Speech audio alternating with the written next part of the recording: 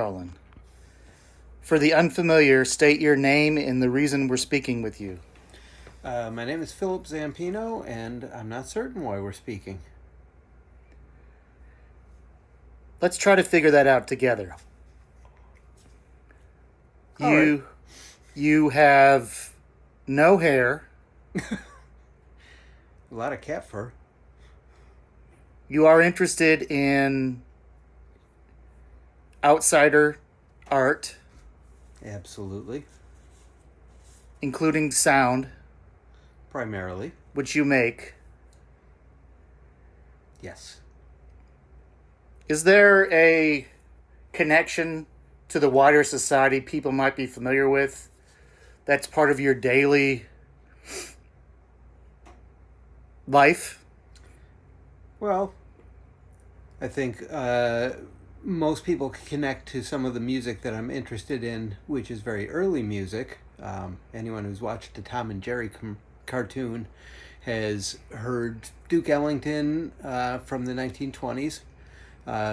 My interest in outsider music spans that period because that was outsider music, or as they said then, jungle music. So starting from there and going up to completely free improv, all of that is of interest to me.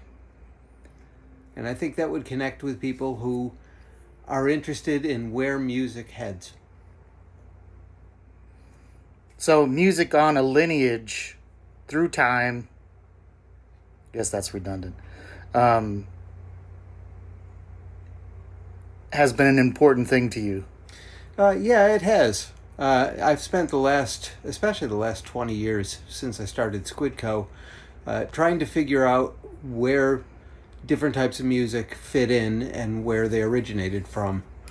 I've spent a lot of time doing that and trying to listen back in history and trying to listen forward to what might be coming up, and staying on the edge or the wave, crest of the wave of what is coming out, in particular in improvised music. Recorded music is so vast now, it's unwieldy to try and understand all of it, but it's a curious challenge to me.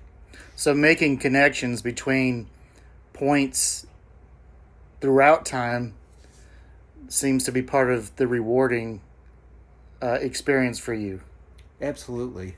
I think the sort of mix-up of different forms and how they show up, particularly when you look at some of the forms of music that started really in the 60s but gained a lot of speed in the 80s, like the rock and opposition world, which spans New York and downtown New York music with the London and European improv scenes, and rock that was sort of heading out of the bloated forms of progressive music, and all the experimentation that you might hear in a band like Casieber, for instance. All that stuff is fascinating to me. It's a collision of different styles. It tells you how free things can be, and it tells you how expansive the world of music and what recorded music has done to the ability for us to create new forms. I find that really, really interesting.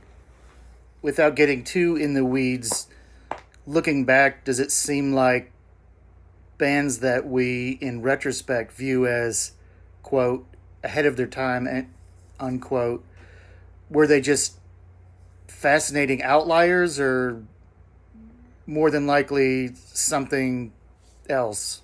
Well, I think the people who could see these new forms were visionaries. If you look at like a John Zorn, that's an easy one, where he started composing using these methodologies like cards, but also worked hard in the completely free improv world. So he was doing all sorts of different compositions and continues to do that. I think those people like that are really, they have a really good perspective on what is possible in music. You look at people like Fred Frith, who have worked in multiple genres, or Chris Cutler, keeping it close to that, or people like John Rose, who have created these fictional worlds of violinists who didn't exist and then threw them into contexts that were so unusual, using experimental and compositional forms and improv and devices, things like that. I think those people really see something that goes well beyond what a conventional musician might. In the wider rock, jazz, blues worlds, a lot of these periods are attached to the social changes of the time, with these figures working in the underground, the underbelly, I guess, of these, I guess, the same periods.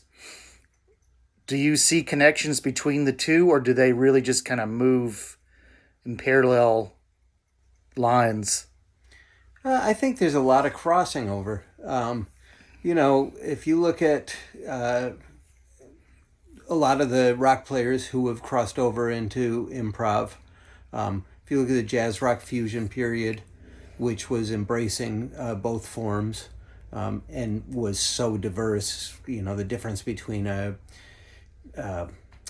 for instance, Return to Forever and Miles Davis work, even though they're musicians that cross over to them, the sound is completely different, or the things that Herbie Hancock did with Mwandishi.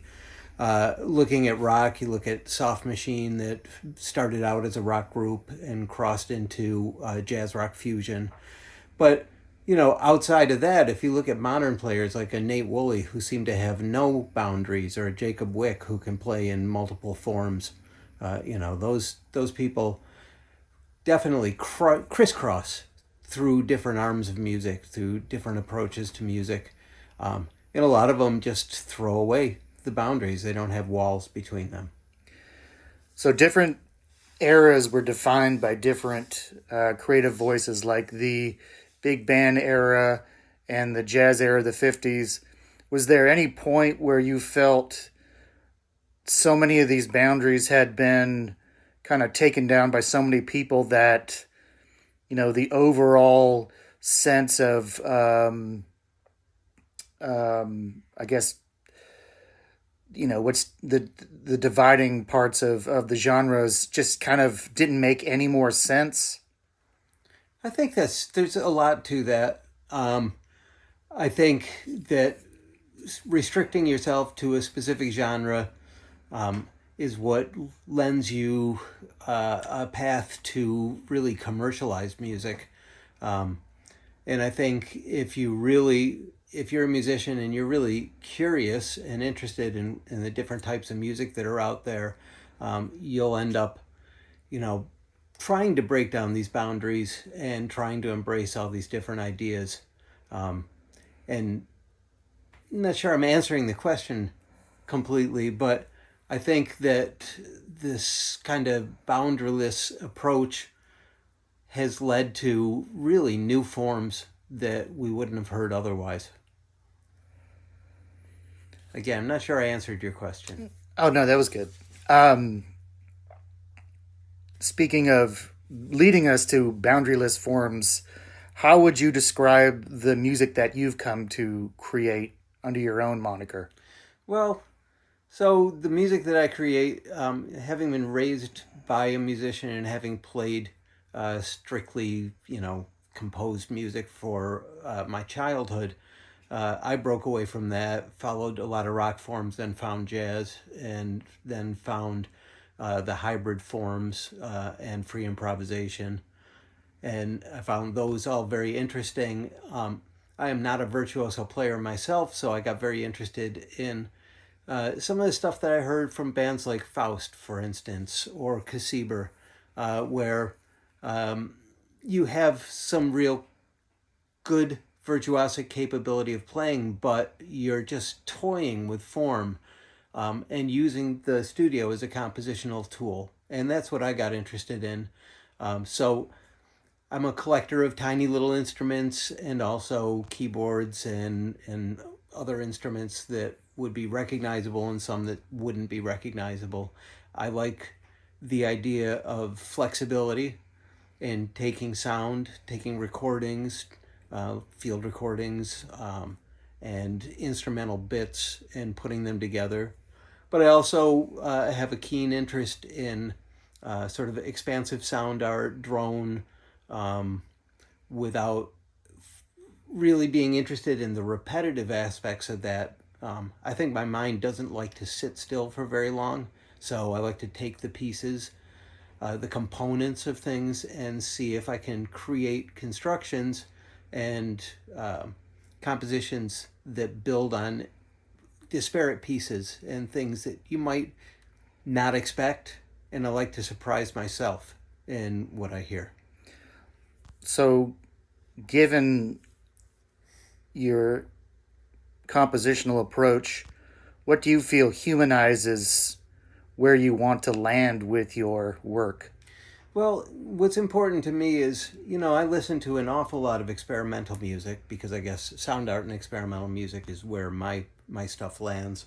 I listen to a lot of it, and it's not engaging to me, some of it, because it's either a process or it doesn't seem to have a sense of storytelling, and that's important to me.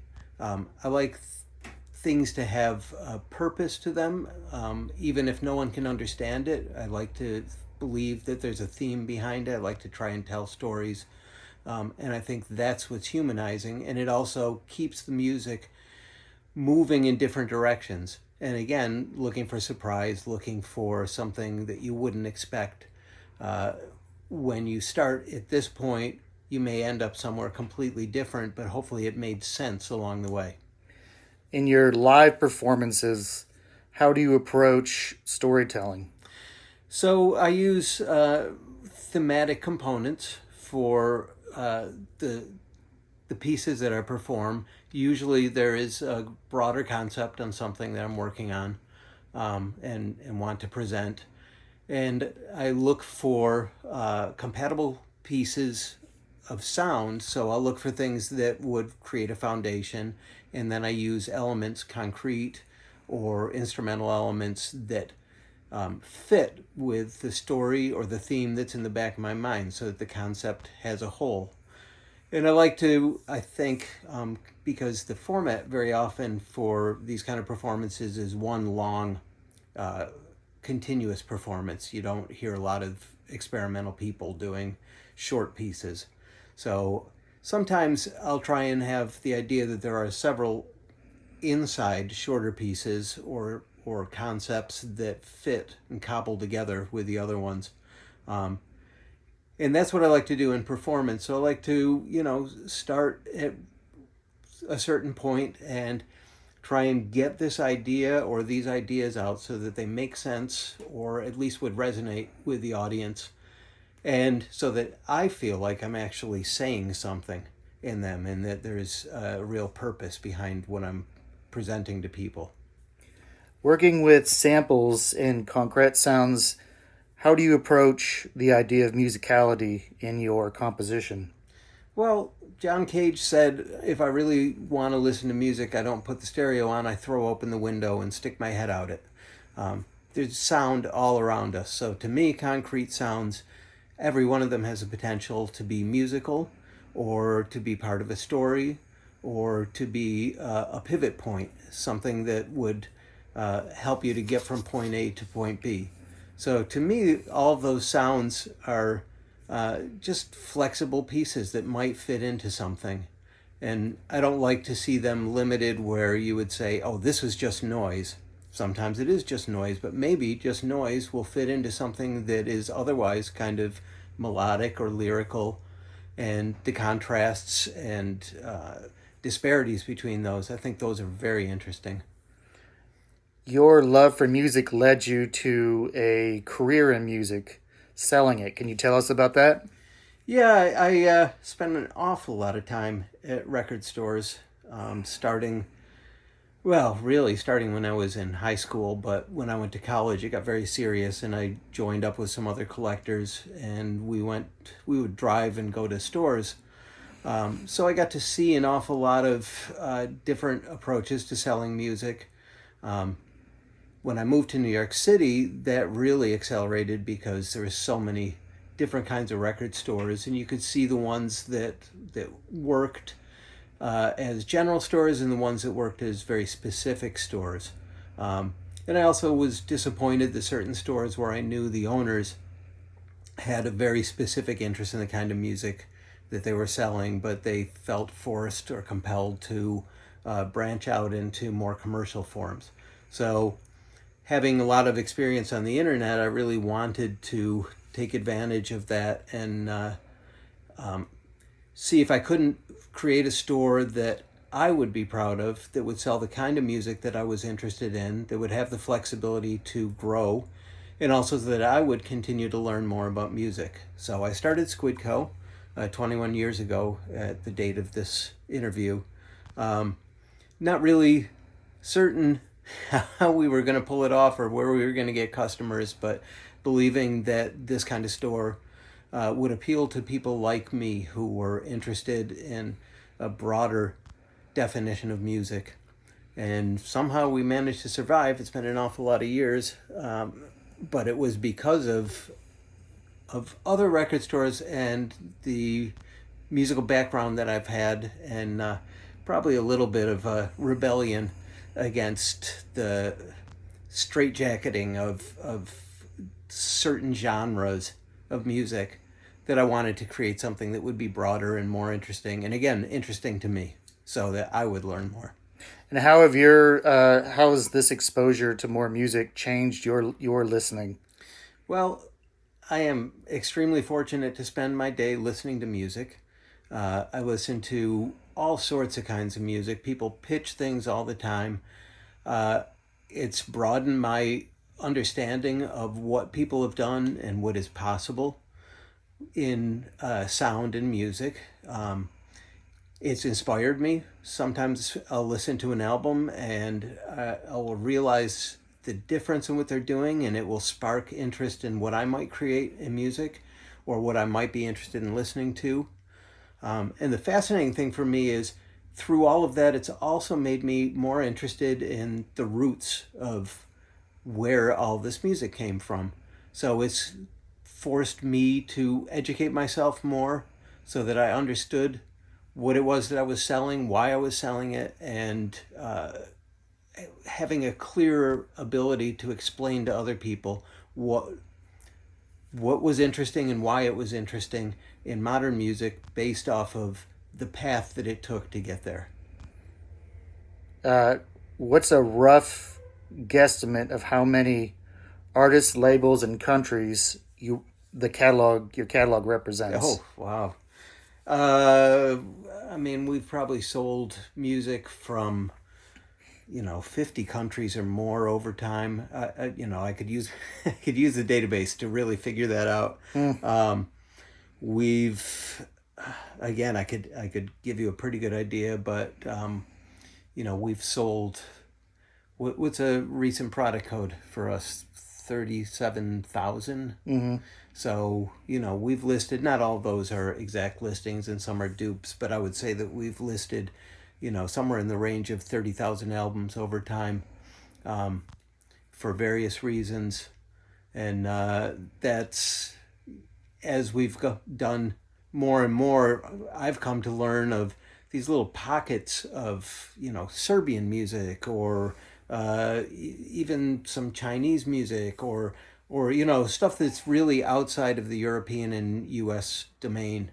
And I think that's the most fascinating part of this, doing business with people, talking to customers who are all from around the world, who are interested in this mixture, this non-competitive, cooperative world of music that we're part of. And over the years, I've marveled at how friendly and cooperative the people that we work with typically are. If there was a top list of beginner artists or albums for people unfamiliar with all these genres and artists you've been speaking about, what would they be? Oh, that's a tough one, because it really would depend on what the listener's background is. On the store, we always list things that are, quote, picks, Squidco picks. And I would say to anyone, follow those or at least listen to the samples online, and see what calls out to you when you hear those. I mean, there's some real basic pivot points if you want to follow the work of some people I've mentioned already, like Fred Frith or Chris Cutler. On the West Coast, you could follow certain labels like Queen Bee, who I think are, good representatives of what's happening there. You could go back in time to look at bands like, well, they're still current, Rova or Larry Ox. Certainly in New York, you've got some tremendous players. If you're really interested in free jazz, you should probably follow the career of a Joe McPhee. If you're interested in downtown New York, you should definitely follow the career of John Zorn. If you're interested in Chicago music, I would say listen to Dave Rempis and the world around him. If you're interested in weird big band, you should go collect Sun Ra. I mean, the list is endless. There's just so many pivot points and interesting artists. But I would say follow Squidco's catalog and look at the picks and try and figure out why we decided they were picks. We appreciate your time today. Is there anything else you want to leave with our readers? I would say everybody should try and find some new music that they've never encountered before. I think people should embrace music that sounds strange and weird to themselves and find out why that is, especially if it's of interest to a lot of people, and expand your mind because the sound world is enormous. Thank you.